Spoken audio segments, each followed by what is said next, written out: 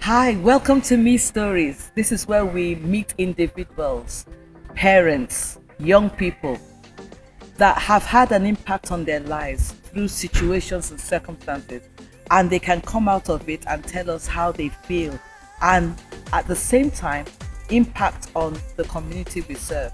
So, here today, I have a lovely young person, and I want you to meet her. So, I'm going to let her introduce herself because I want to surprise you. So, let's welcome her. Hello. Hi. How are you? I'm good. How are you? Fine, and you? So, who are you? Well, my name is Answer. I'm 18 years old. You may be wondering who would name their child Answer. Yes, Answer. Well, my parents had me after 11 years of marriage, and they were praying to God, and I was the answer to their prayers, so they called me Answer. Wow, wow. So answer, so you're 18, so that definitely you're young and everything. Yeah. So I just want to ask very quickly, what makes you tick? Who are you really? What's your passion, what's your dreams? Who are you? Well, I'd like to say I'm a very ambitious, creative person. I want to be a voice in my community. I want to be a voice to people who are not able to speak out about the issues that they're facing. Some of the things I like to do is I like to make music, listen to music. I like to write poetry, loads of things. Sports. Yeah, yeah. You're such a bubbly person. Thank you. I also want to find out, because I know being bubbly is good, being a happy person is Jeff, but definitely you've had some challenges. What are the challenges you might have faced as a young person? As a young person, well, as being a young black female in London, I kind of face there are four main issues I feel like I face. Number one, being black first of all. You know, for a long time, racism, prejudice, discrimination has been around. So that's something that as a black person I go through every day. Just rising above that and not letting that hold me back. Not making me feel like I can't achieve something because of my skin color. No, I can achieve it. I think the second issue I'd face is being a female, especially with the career path I want to go on to, which is in the medical field. When you think of a medic or a scientist, you think of maybe a white male, and I want to be there to encourage other black females that it doesn't matter your skin color, your gender, you can be whoever you want to be, and you shouldn't let that hold you back. Yeah, nice one. So do you think that you were affected a lot during when you were in school as well? School. How was school for you? School, I think because of the school I went to, it was in an area where there were a lot of black people, so I guess I didn't feel it as much, but one thing that I do appreciate my school for was providing opportunities for coloured people, because they knew how, you know, getting to some places like the top universities, coloured people were less likely to go there because of their skin colour. So providing opportunities to equip us to be able to have the best chance possible and to be able to go to places like that and just go into places that if I went to a different school, I wouldn't have that opportunity. So I think that my school did a really good job with that. Wow, well done. You said there's some challenges. Being a young person. Yeah. How's that being a young person? Yeah, that's kind of like the third issue I think I face being a young person, especially because I've been on a gap year. So I've been working, and the people I work with, some of them are quite older than me, so just seeing how I've been treated compared to other people who are much older than me, I think maybe the respect is not the same, despite working in the same place. It's not been the same, and just, you know, dealing with that because obviously I'm on a gap year, and after my gap year, I plan to go to university. So after university, I will enter the world of work. So I guess this gap year has given me the opportunity to prepare myself for that, and also develop ways on how to deal with it. Because it's not something that I thought of before I started working. But now that I think about it, I guess will prepare me for that. And also the fourth issue, I think, as a young, I face, and I'm sure lots of many young people face, is mental health problem, especially coming from, especially coloured people, coming from an African background, and coming to Britain, it's like a culture of, a conflict of two cultures.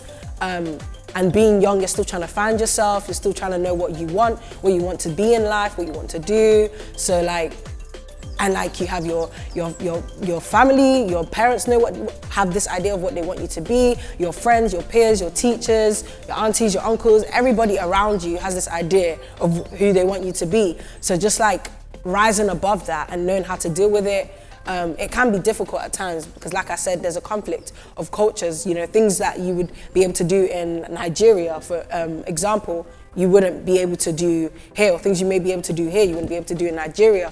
And, you know, your views are different from your parents. So it's just like, it has an impact, it takes a toll on your mental health. So just thinking of how to deal with that. I think also, like, it should be talked about more because, you know, just to like shed light on that area. So you think that not enough has been said about it, about mental health, especially Black, you know. Mental health is being spoken about, it's been talked about, but not with people from our community. So you think that we should talk more about that? Yeah, definitely. Because it's like you're in between a rock and a hard place. Yeah, hard place. Yeah, I think just because most of the time it's one-sided, it's usually the young person that's talking about their feelings, but not necessarily to their parents or to like the people who they face that pressure from. So just like from both parties, just raising that awareness, this is how I feel, this is what I'm going through, and just coming to like an understanding. Talking about expressing yourself, how does that impact on, you know, things like being aggressive? Do you think if young people are looked at, you know, see what's happening in our community, being aggressive, being passive? What do you think about that? I feel like definitely people do feel like young people are aggressive or they're disrespectful, they don't have goals in their life, they don't have things they want to be. But in reality, the truth is we all do, we actually do. We have ambitions. Some of us even have wild dreams, things that people would think, oh, there's no way you can achieve that. We are ambitious. I mean, we're not, I feel like for some members of the community, some young people, I feel like as a community, the whole group of young people have had to have had to face the consequences of the acts of other individuals because they've seen someone do something and they've just concluded that all young people are like this, and that's not the truth. Wow, that's so deep. That's very Yeah, deep. it is. What can I say next? What about, you've said so much really, but you're also a volunteer with Parent Skills Today. Yes, I am. How's that been? How do you feel about that? One of our youngest volunteers. It's been a really good experience. I started volunteering last year. Time has really flown. Can't believe it's been a year. But yeah, I've really enjoyed it, just meeting the different families, the different people, being able to connect with different families from different backgrounds.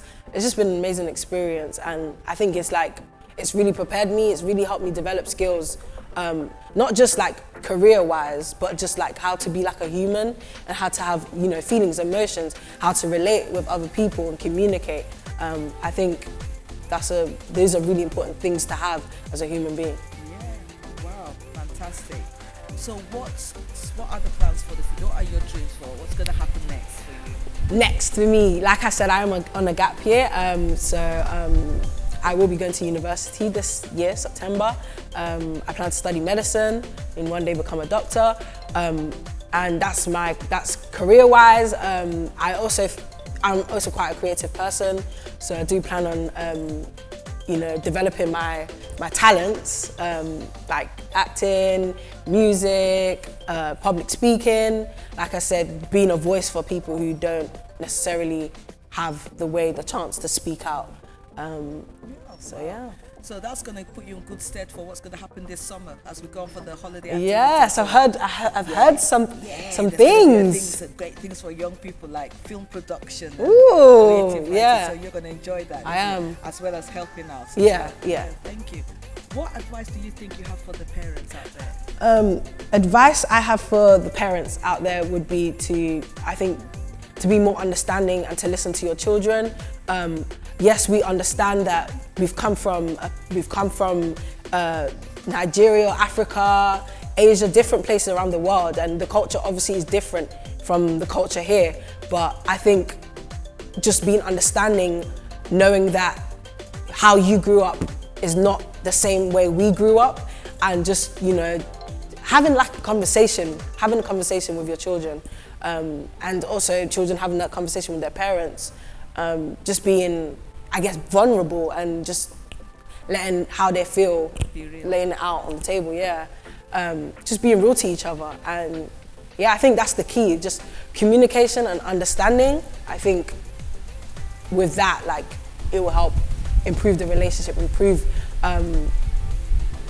the family, I think. So yeah, that'd be my advice. Also, like, just be encouraging. Like, I know parents are already encouraging, but just be encouraging. Wow. Thank you for that advice. So you've heard from Answer. She's told you a bit about her name. She's Answer, and that's been an answer to prayer. She's such a bubbly young person. She's shared so much about her dreams, where she's come from, the challenges she faces. So if you want to drop a line or to talk about more or to think or ask a question, please feel free to do so. This is Me Stories. We're talking about stories that, you know, about our society, about our community, about our people. So please feel free to share. So thank you for watching me today. I am Margaret Taribo. I'm the host for Me Stories. I'm the CEO of Distinct Family Services. And just to let you know that there's so much going on out there, please feel free to be a part of what we're doing. I'm also talking about my book on living life in a foreign land. So if you want to subscribe or you want to find out more about it, please look at the website and look at the link below. Thank you for watching me. See you next time.